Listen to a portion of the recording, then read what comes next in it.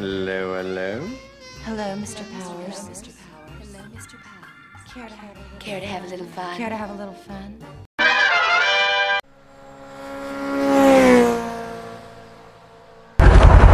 Yo, yo, yo. Well, bye, Valley Forge Motor Court Motel. We're back on the road. What a place. Reminds me of the old motor courts from the 1960s, and I guess that thing sure was from the 1960s. But it had a bed, had a shower, had TV. I did watch TV just a little bit. It was the race from Charlotte, and doggone it, Kyle Busch won again. Oh, I can't stand him. You oh well. Suck! It'll be forgotten about in just a few minutes. So there. Where am I going? I don't even know where I'm going yet. Just getting back on the road. See where we go. Hey, it got chilly. I have a jacket on underneath this jacket now because it got a little bit chilly, and that's not pleasant, but it beats sweating to death. Where will we go? We'll find out. A few moments later. All right, well, we're here in Pennsylvania. This is Penn Marina, and apparently there's going to be some tall ships or something like that over here, and I thought I'd check it out. I was eating dinner last night and at the bar, and this cougar was sitting next to me. She'd put down about 3 or 4 glasses of wine already, and so she was slurring her words a little bit, and she told me about this festival that was going on here with the tall ships, so I thought I'd come here and check it out. You know, there's I don't know, the USS New Jersey right across the way there. That's pretty cool. That's a battleship. That's from World War II. So we're just gonna come on over here and check it out and see what it looks like. All right, here's the first tall ship. It's called the Moshulu. It's based out of Philadelphia right here. Looks like a restaurant, to be quite honest. There was a sign for it that was posted, so I think that's just a restaurant. But it was a tall ship at one point in time, and it sailed the 7 seas. That's pretty interesting, isn't it? On to the next one. Well, as I said, the Moshulu is a tall ship, and it's a restaurant. I was right on that too, but it's an ironclad. This was a ship that was just after the Civil War. Perhaps, yeah, the Civil War, and that's when they first had ironclads, and then the sailing ships started up being coated with iron, or their hull was iron, and then steam was invented. Steam power was invented shortly after that, so then this ship would have been antiquated by that time. But still pretty damn cool. I mean, that's from a long time ago, just after the Civil War. That's pretty neat. Old stuff. And then here we got a submarine. I don't know if this is a nuclear powered submarine or not. I'll find out. And then back behind there, that's a warship. It's from the United States. That dates back to World War I. I don't know what ship that is yet, but I'll find out. So that's pretty cool. They got a whole flotilla of boats here, and then you got the New Jersey or whatever that is over there. There's a boat over there that's under sail. That's pretty cool. All right, and this is Penn Marina or something like that. Penn Landing here in Philadelphia. Pretty cool. All right, well, we're here at another stop here on the bay, and the old ship there that I made mention of earlier is the Olympia, and they got some kind of a ceremony going on over there, maybe a blessing of the fleet or something like that, prayer, I don't know, something like that's going on over there. Some guy was singing. But that is a Navy ship called the Olympia. You could Wikipedia it or Google it and probably get a lot of information. And got another tall ship over here, and that sailboat that was just sailing away is right there. And they got another tall ship there, another tall ship there, and maybe another ship over there. And then looks like they got a tugboat over there too. So I don't know. They charge a little bit of money to get through the gates here. It's just, I mean, they're trying to make money, I guess. Can't say as a blame them. But we're here at the waterfront here in Philadelphia. All right, we're back here at the landing here, and that boat is really cool. But that boat right there, that's really cool too, because that is a historic boat. That's one of the boats that they would have used in the Chesapeake Bay and in here along the Delaware River, which is where we are. They would have used these boats for hauling stuff and crabbing and oystering and things like that. So they would have oars they could row, and they also had a sail so they could sail it. And I don't remember the exact name of the craft. A skiff? Maybe. I don't remember. But I remember seeing historical accounts of these boats. You know, they were important to the local economy around here. And then you got the big boat over there, and a couple of others. So I'm just gonna kind of hang out. I just met a couple from here in Philly, and they said hello, and I made a comment to them. They said hello, and they said, "You're not from around here, are you?" I said, "Can you tell?" They said, "Yeah." Oh, so I tried to go into a Philly accent, which sucked, and they got a good laugh out of that. They're fun. They're a fun couple. Oh man, it's just fun meeting people here. So all right, next place. Here we go. All right, so we're riding here in Philly at the waterfront area, and in front of me is the Ben Franklin Bridge, which is kind of like the Brooklyn Bridge in New York City, and it's a double-decker. Got 2 levels, or I think that's the one that came over. Well, oh well, it might not be.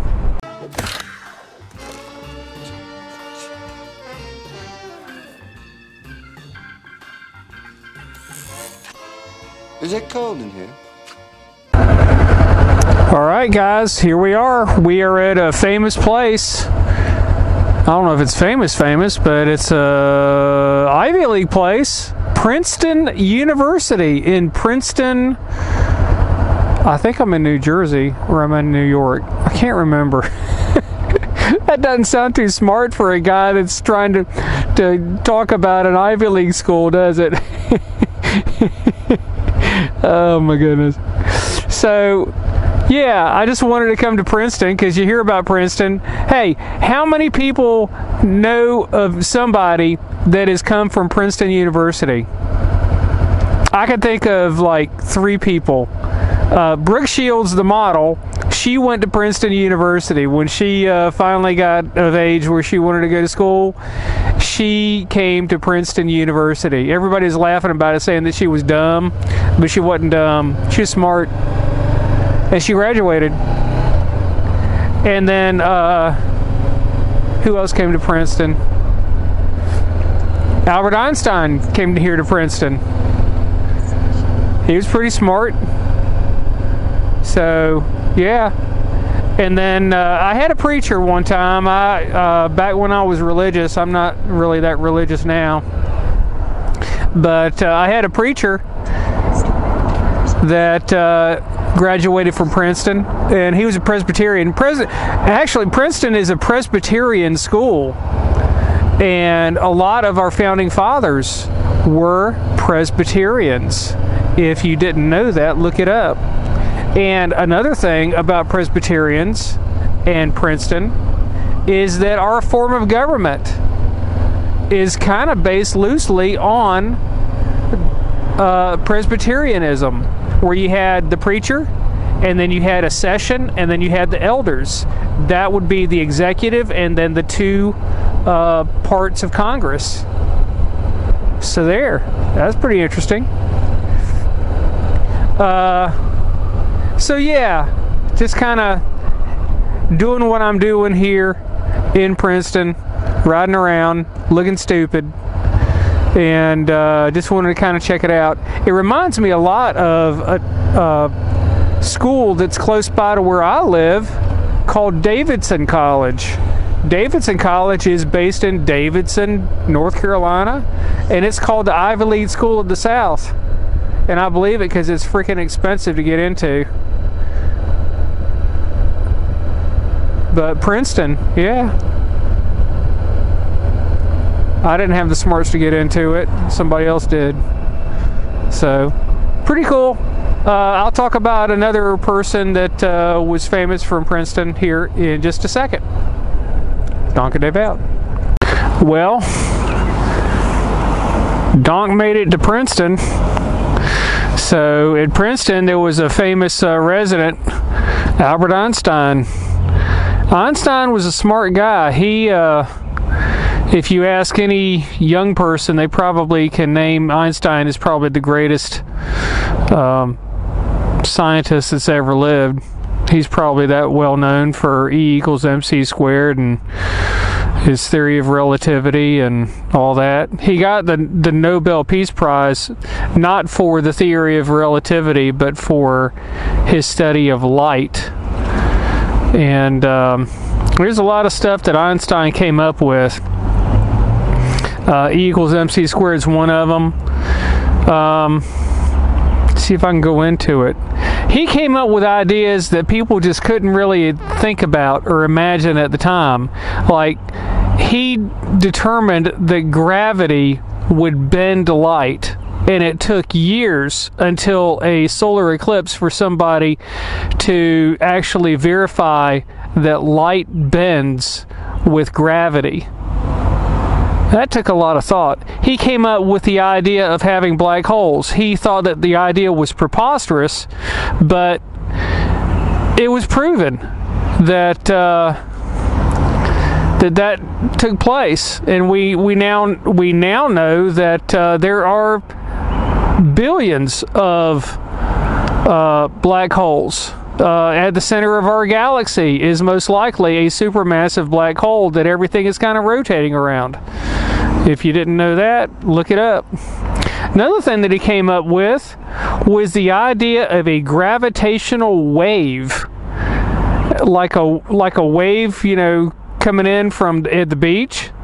And they found this out not long ago. They verified that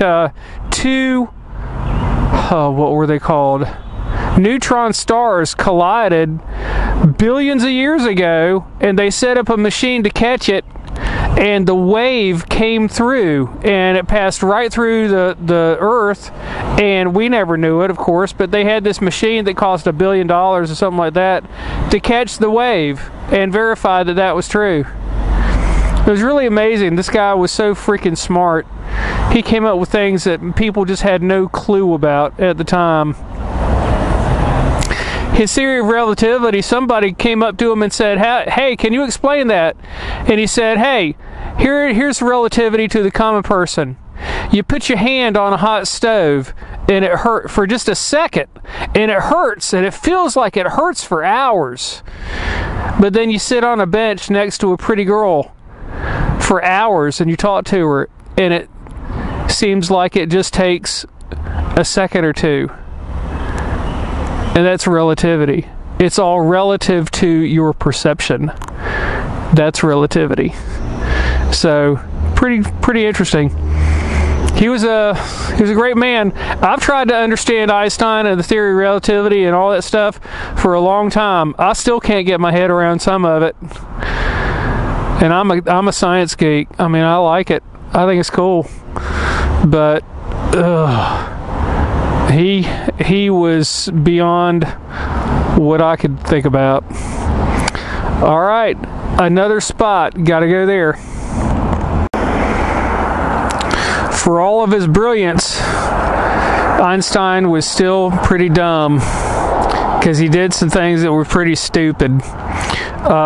He married a woman who was also a physicist, and she wanted to get in on the action that he was doing, and he kind of tossed her out. And they had a couple of kids, and what happened was he gave her ultimatums as far as what she could do and what she could do with him and talk to him. He actually had an ultimatum that said, "You will not ever talk to me unless I talk to you or ask you a question first." And that's just kind of stupid. So what happened was they separated, and they were going to divorce. And he wasn't made of a whole lot of money, but he made a deal with her that if he won the Nobel Peace Prize, that she would get the money. He would get the medal, but she would get the money. So that was a deal. So they did it. And what happened was he did win the Nobel Peace Prize. She got the money. She invested the money into an apartment complex or something like that, like in Berlin. I think they were in Germany, or she was in Germany. And that was just prior to World War II. And so she didn't do well financially. She kind of remained poor even after she bought the apartment complex. And he abandoned his kids too. I mean, she left at a train station, and that was the last time he ever saw his kids. And so what happened was his son went crazy and died crazy in an insane asylum, and I don't know what happened to his daughter, but then he met his cousin, his first cousin. He started, hooking up with her, and they got married. If you research it out a little bit, Einstein married his cousin. And even then he had a thing where he would go out and have affairs. She kind of like was just his keeper, basically. And he was out having affairs. He had affairs with secretaries and all that stuff. So he wasn't very bright when it come to personal matters. I mean, that's just dumb to me. I'm sure it's dumb to a lot of people. But this is where he lived, right here in 112 Mercer Street here in Princeton. And that's the house right there. It's a private residence. So, smart people, brilliant people, they still get affected by stupid stuff, or they go insane in some ways. Smart people, they're just kind of nuts sometimes. And I've often debated, would I rather be smart and crazy or dumb and happy? That's a question. I can't answer that. Oh my gosh. So here we are, we're in Princeton, and this is Einstein's old house. All right, later. Let me see. That's Dr. Evil's cat. How can you tell? I never forget a pussy. Cat. Well, I did some riding today, and I'm at the Catskill Mountains. This is the Hudson River right here, and we are on the Bear Mountain Bridge. And my intention was to get to West Point, which I did, but I couldn't get in, or I didn't try to get in. There was something there that I wanted to see, and maybe I'll do that tomorrow.